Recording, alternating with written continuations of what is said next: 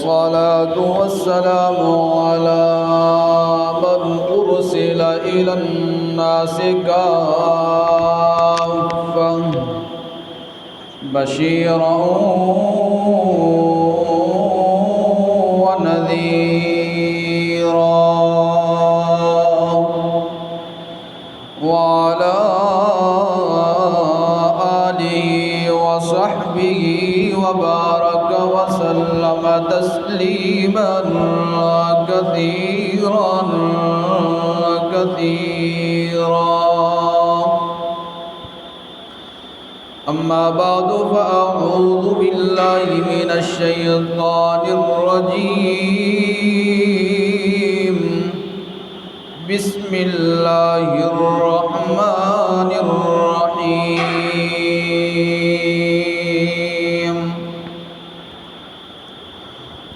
وإذ نجيناكم من آل فرعون يسومونكم سوء العذاب يذبحون أبناءكم ويستحيون نساءكم وفي ذلكم بلاء من ربكم عظيم. وقال تعالى في موضع آخر: وضرب الله مثلا قرية كانت آمنة مطمئنة يأتيها رزقها رغدا من كل مكان فكفرت بأنعم الله فأذاقها الله لباس الجوع والخوف بما كانوا يصنعون. وقال النبي صلى الله تعالى عليه وسلم: لا يرث المسلم الكافر ولا يرث الكافر المسلم. إن الله وملائكته يصلون على النبي يا أيها الذين آمنوا صلوا عليه وسلموا تسليما. اللهم صل على محمد وعلى آله وبارك وسلم تسليما كثيرا كثيرا. मेरे वाजिबुल एहतराम, मेरे ज़िक़दर दोस्तों, बुज़ुर्गों, मुसलमान भाइयों, मैंने कुरान मुक़द्दस के 2 आयात करीमा और आप अलैहिस्सलाम का एक फ़रमान मुबारक तिलावत किया। मैं बारगाह आली में दुआ को हूँ कि रब्बे कायनात मुझे हक़ सच बयान करने की तौफ़ीक़ नसीब फरमाए और फिर हम सब को उस पर अमल पैरा होने की भी तौफ़ीक़ नसीब फरमाए। हाज़िरीन इकराम, आज का दिन जुम्मतुल मुबारक और 14 अगस्त, यकीनन इस दिन से हर पाकिस्तानी वाकिफ़ है कि ये कैसा दिन था और कैसा दिन है। इस दिन की अज़मत, मकाम, मर्तबा हर पाकिस्तानी शहरी के सामने आया है, ज़ाहिर है। बड़ा हो कि छोटा, बच्चा है कि जवान है, बूढ़ा है, यानी जिस भी मकतबा फ़िक्र से ताल्लुक़ है तो वो इस 14 अगस्त वाले दिन से और इस तारीख़ से खूब वाकिफ़ है। کہ اس دن ہمارے بڑوں نے اپنی جانوں کا نذرانہ پیش کر کے، ہمارے جوانوں نے اپنے خون کو وطن کی محبت کی خاطر بہا کر کے ندیوں کی طرح بہتا ہوا نظر آنے لگا، اور ہماری جو بہنیں بیٹیاں جو مائیں تھیں ان کی عزتیں تو پامال ہوئیں، لیکن اللہ رب العزت نے ان کی قربانی کو رائیگاں نہیں جانے دیا، بلکہ ہمیں ایک عظیم ملک عنایت کیا۔ اور پھر ایک وہ دن بھی آیا 14 اگست 1947، 27 رمضان المبارک اور شب قدر لیلۃ القدر غالباً اس رات میں اور ایسے دن میں اللہ کریم نے ہمیں ایک عظیم ملک دیا۔ آزادی کا ملنا اللہ کی طرف سے بہت بڑی نعمت ہے، بہت بڑی نعمت ہے۔ جہاں پہ آزادی نہیں ہے، جہاں لوگ غلام ہیں، اور اگر آپ نبی کریم صلی اللہ علیہ وسلم کے دور اقدس کی طرف نظر دوڑائیں تو وہاں لوگ جب غلام تھے تو ان کو بیچا جاتا تھا، جانی قیمت لگائی جاتی تھی، انسان کی قیمت لگا کرتی تھی، کیونکہ غلامی تھی، آزادی نہیں تھی۔ لیکن جب اسلام آتا ہے، ایمان کی دولت ملتی ہے، نبی کریم صلی اللہ علیہ وسلم آتے ہیں اور اسلام کی دعوت کی پرچار کرتے ہیں، جب وہ ایمان والی دولت صحابہ کرام کو مل گئی تو آج 1450 سال بعد بھی ان کا نام یاد رکھا جاتا ہے۔ حضرت بلال حبشی معروف غلام ہیں، لیکن جب تذکرہ کیا جاتا ہے تو آنکھیں نم ہو جاتی ہیں۔ تو یقیناً آزادی اللہ کی طرف سے بہت بڑی نعمت ہے۔ اگر یہ نعمت نہ ہوتی تو قرآن مقدس میں اللہ کریم بنی اسرائیل کو بارہا کئی مقامات پر آزادی کے نعمت کو یاد نہ دلا۔ اللہ کریم فرماتے ہیں وَإِذَا نَجَّيْنَاكُم مِّنْ آلِ فِرْعَوْنَ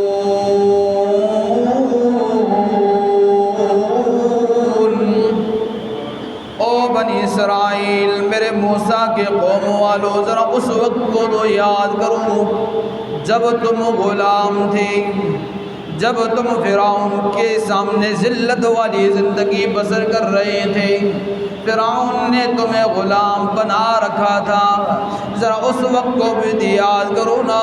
وَإِذَا نَجَّيْنَاكُم مِّنْ آلِ فِرْعَوْنَ،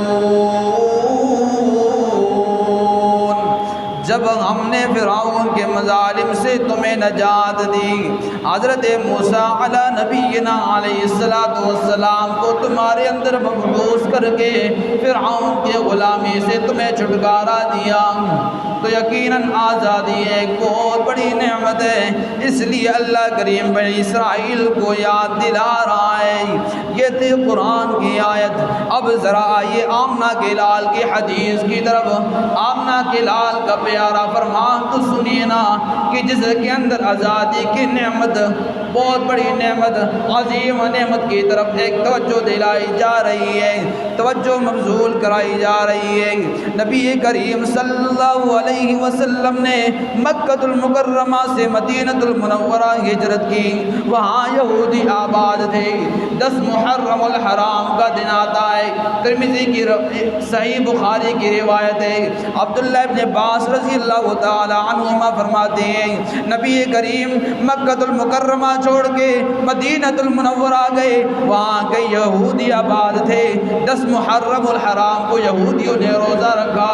نبی کریم نے فرمایا او یہودیوں، آج کا دن کیا دن ہے جس دن تم نے روزہ رکھا ہے؟ یہودی کہنے لگے ھذا الیوم الذی ظہر فیہ موسیٰ علی فرعون۔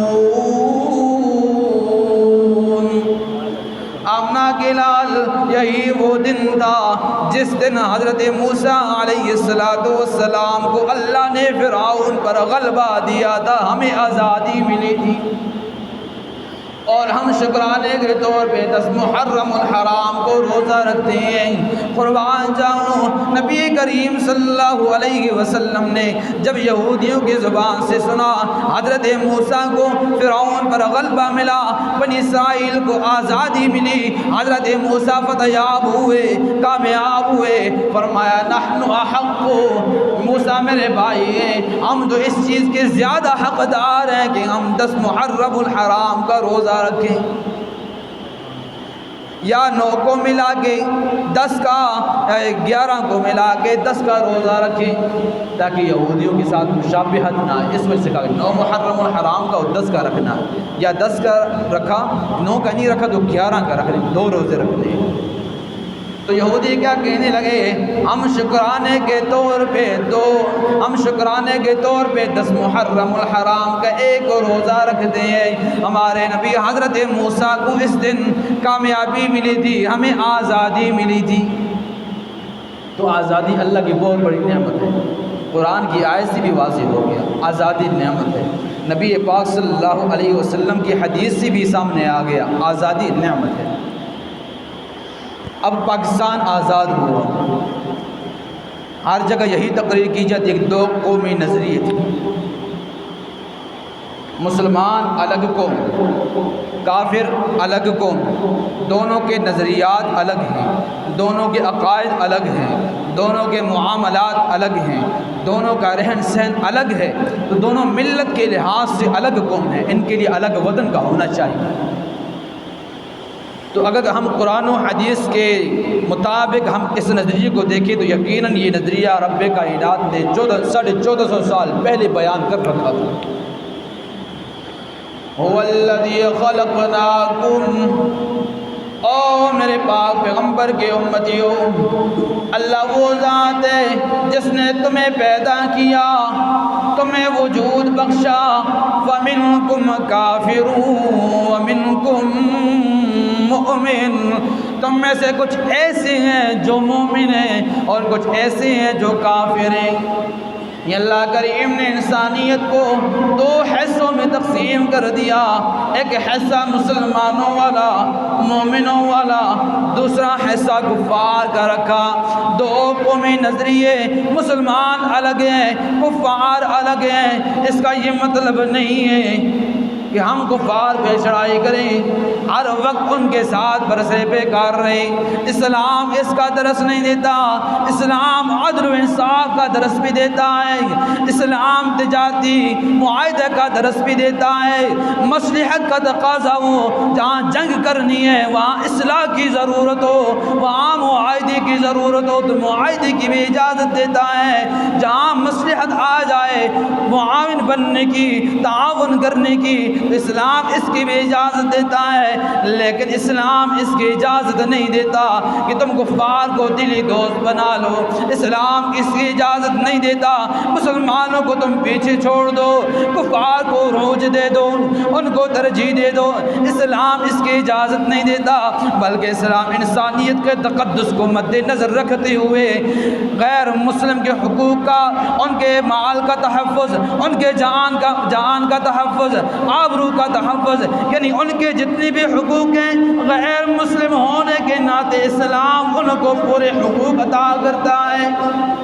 لیکن اللہ کریم پھر بھی فرماتی ہیں، اسلام بیان کرتا ہے، قرآن بیان کرتا ہے، مومن الگ ہیں، کافر الگ ہیں، دونوں کے نظریات عقائد الگ ہیں، دونوں کو الگ رہنا چاہیے۔ اب آئیے نبی کریم صلی اللہ علیہ وسلم کی حدیث کی طرف۔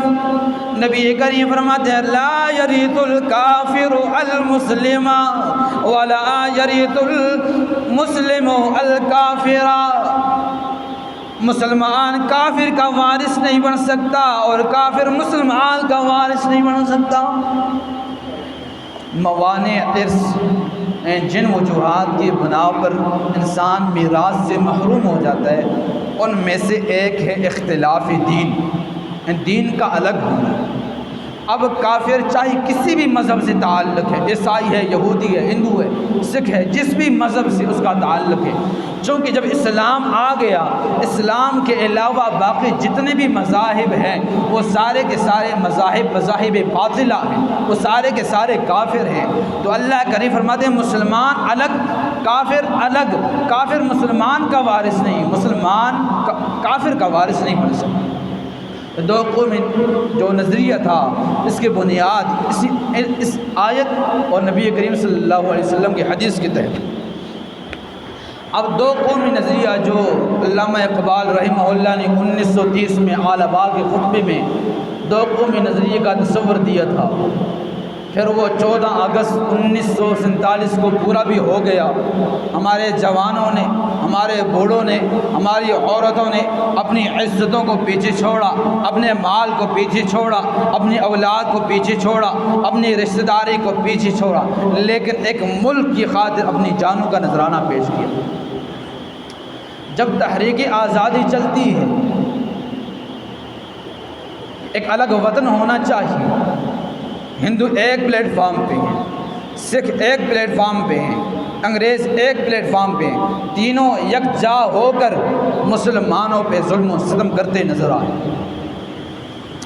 اور یہاں تک کہ میں نے دیکھا جہاں عوام کی جانوں کا نذرانہ پیش کیا گیا، وہاں 20,000 سے لے کر 50,000 تک علماء کی قربانیاں بھی سامنے نظر آتی ہیں۔ اگرچہ اعتراض اٹھتا ہے کہ علماء پاکستان کے حق میں نہیں تھے، لیکن جمعیت علماء اسلام، جو جمعیت علماء اسلام ہند سے قبل بنی اور جس کے صدر آپ کے پاکستان کے پرچم کو ہلانے والے، ہاتھ میں تھمانے والے شبیر احمد عثمانی اس کے صدر تھے،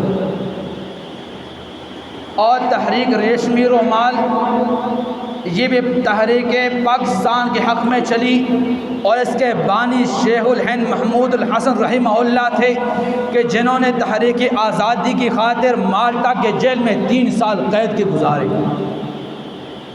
ان علماء نے اپنی قربانیاں پیش کیں، لیکن آج کہتے ہیں علماء نے قربانیاں نہیں دیں۔ اور پھر یہ بھی بتاؤں، جن علماء نے مخالفت کی پاکستان نہیں بننا چاہیے، اس کی وجہ کیا تھی؟ آج تک کسی نے وجہ پوچھی؟ صرف انگلی اٹھاتے ہیں، 3 اپنی طرف آ رہی ہیں، ایک دوسرے کی طرف جا رہی ہیں۔ جن علماء نے پاکستان کے حق میں فیصلہ دیا وہ یہی کہہ رہے تھے کہ مسلمانوں کے لیے عقائد و نظریات کے تحت الگ ملک ہونا چاہیے۔ ایک صف ادھر آ گئی جو مخالف تھی، ان کا نظریہ یہ تھا کہ مسلمان صرف پاکستان میں جا کر نہیں رہ سکیں گے، جہاں ہندو کی قوت ایک جا ہوگی، ایک جگہ ہوگی۔ ہندو سامراج اپنی جگہ پہ ہے، انگریز اپنی جگہ پہ ہے، اس کی قوت کوئی نہیں توڑ سکے گا، جدا نہیں ہو سکے گی۔ اگر پاکستان کے لیے، مسلمانوں کے لیے پاکستان کو الگ ملک بنایا جاتا ہے، آدھے مسلمان پاکستان میں، آدھے ہندوستان میں، آدھے بنگال میں، اور آج وہی ہو رہا، ایسا ہے کہ نہیں ہے؟ تو ان کا اختلاف ٹھیک تھا یا نہیں تھا؟ آج مسلمان کی قوت کمزور ہے کہ نہیں؟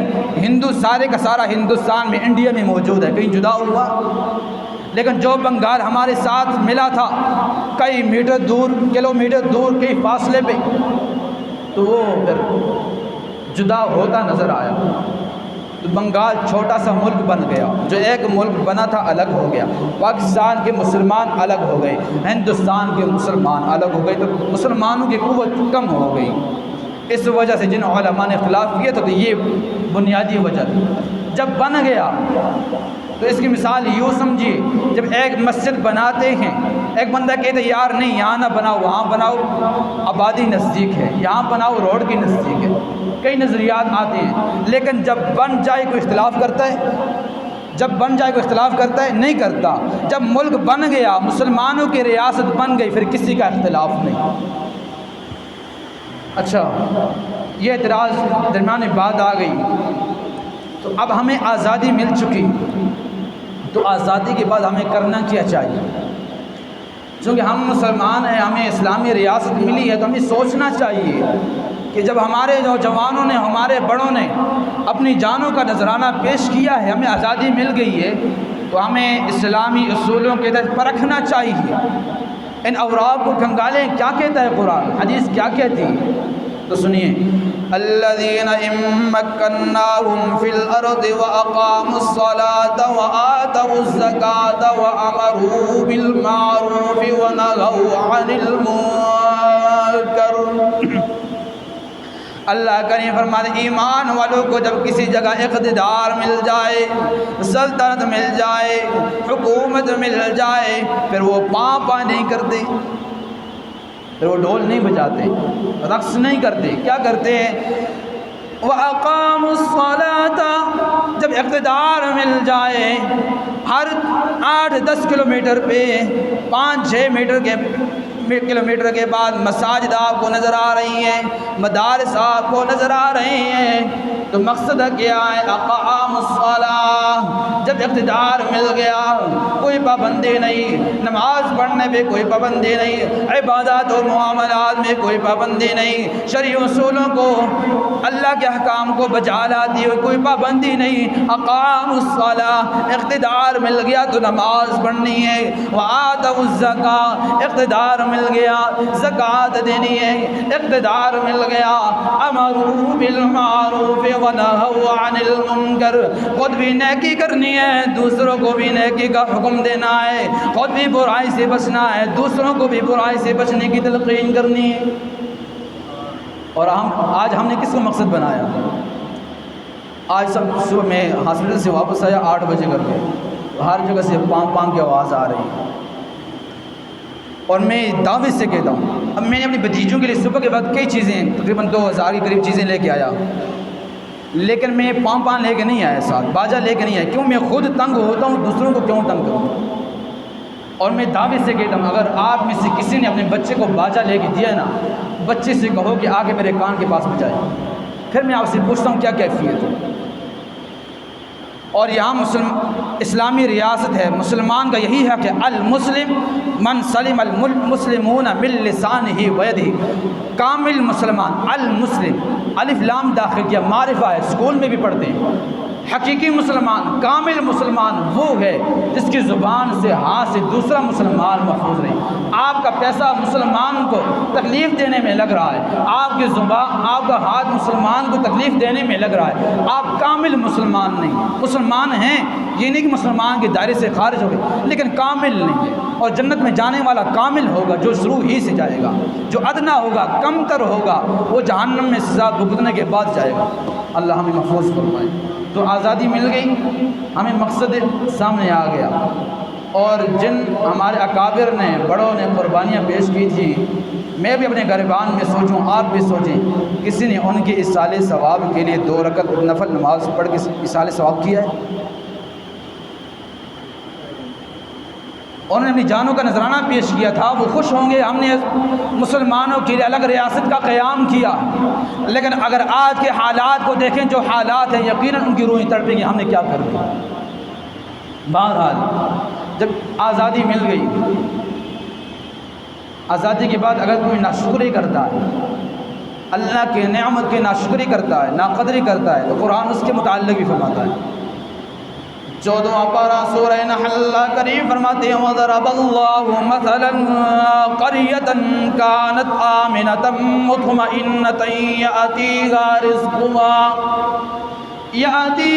رِزْقُهَا رَغَدًا مِّن كُلِّ مَكَانٍ فَكَفَرَتْ بِأَنْعُمِ اللَّهِ فَأَذَاقَهَا اللَّهُ لِبَاسَ الْجُوعِ وَالْخَوْفِ بِمَا كَانُوا يَصْنَعُونَ۔ اللہ کریم مثال بیان کرتے ہیں کہ ایسی بستی کی کہ جس کے رہنے والے امن کے اندر تھے، بڑے مطمئن تھے، اللہ نے ان کو امن دے رکھا تھا، رزق کے لحاظ سے بھی بڑے مطمئن تھے۔ یَأْتِیہَا رِزْقُهَا رَغَدًا مِّن كُلِّ مَکَانٍ، ہر جگہ سے صبح کے وقت ان کو رزق ملتا، فراوانی تھی، لیکن فَكَفَرَتْ بِأَنْعُمِ اللَّهِ، جب انہوں نے اللہ کی نعمت کی ناشکری کر دی، اللہ کی نعمت کی ناقدری کر دی، تو اللہ کریم کیا فرماتے ہیں؟ فَأَذَاقَهَا اللَّهُ لِبَاسَ الْجُوعِ وَالْخَوْفِ، پہلے فرمایا آمنتاً، میں نے ان کو امن دیا تھا، کوئی خوف نہیں تھا، جب امن کی ناشکری کر دی، اللہ کریم فرماتے ہیں میں نے خوف کا لباس انہیں پہنا دیا۔ یاتیہا رزقہا رغدا، ہر جگہ سے انہیں فراوانی کے ساتھ رزق مل جایا کرتا تھا، مال فراوانی کے ساتھ مل جایا کرتا تھا، لیکن جب انہوں نے اللہ کی نافرمانی شروع کر دی، اللہ کریم فرماتے لباس الخوف والجوع، میں نے بھوک کو ان کا لباس بنا دیا۔ اللہ کریمہ کیوں بنایا؟ تو نے کیوں ظلم کیا؟ اللہ کریم فرماتے بما کانوا یصنعون، یہ میں نے نہیں کیا بلکہ یہ ان کے اپنے عملوں کی وجہ سے سب کچھ ہوا ہے۔ وَلَتُسْأَلُنَّ يَوْمَئِذٍ عَنِ النَّعِيمِ، آج چپے چپے میں مساجد موجود ہیں، نماز پڑھنے والے کترا جاتے ہیں۔ آج جمعے کا دن ہے، 14 اگست ہے، لیکن اپنی مساجد کو بھی دیکھ لینا، ذرا پارکوں کو بھی دیکھ لینا، وہاں کتنا ہجوم ہے، لباس کو دیکھ لینا کتنا ہجوم نظر آئے گا، رقص کرتے لوگ نظر آئیں گے، باجے بجاتے لوگ نظر آئیں گے، لیکن کسی نے بارگاہ عالم میں آ کے سجدہ کر کے اللہ کے سامنے 2 رکعت شکرانے کے لیے ادا کیے ہوں گے۔ اللہ کریم ہمیں اتنا بڑا ملک، عظیم ملک، امن والا، مطمئن والا، جس کے اندر ہم نماز پڑھیں کوئی پوچھتا نہیں، جس کے اندر ہم شرعی اصولوں کو بجا لائیں کوئی پوچھتا نہیں، جس کے اندر ہم پردہ کریں کوئی پوچھتا نہیں، جس کے اندر ہم اپنے معاملات کو شرعی اصولوں کے تحت ادا کریں کوئی پوچھتا نہیں، ہم اپنے والدین کے حقوق کو ادا کریں کوئی پوچھتا نہیں۔ لیکن اگر ہم ان تمام نعمتوں کو پامال کر کے اللہ کی ناشکری کریں گے، یقیناً ایک ایسا دن آئے گا ہمارے دلوں میں کفار کا خوف بیٹھ جائے گا، ہمارا رزق تنگ ہو جائے گا۔ اللہ کریم نے ایک بہت بڑی نعمت دی ہے، اگر اس نعمت کو ہم صحیح نہیں مانیں گے، نعمت کی قدر نہیں کریں گے، تو اللہ کریم پھر ہم پہ لباس الجوع والخوف، خوف بھی آئے گا، پھر بھوک بھی ہوگی، رزق نہیں ملے گا، دہاڑی لگانے جائے گا شام کو ویسے ہی واپس آئے گا، کسی بھی جگہ جاب کے لیے اپنے ڈاکومنٹس وغیرہ جمع کروائے گا لیکن اگنور کر دیا جائے گا۔ وجہ کیا ہوگی؟ بما کانوا یصنعون، اپنے اعمال کی وجہ سے۔ ظلم اللہ کسی بھی نہیں کرتا، لیکن جیسا کرو گے ویسا بھرو گے۔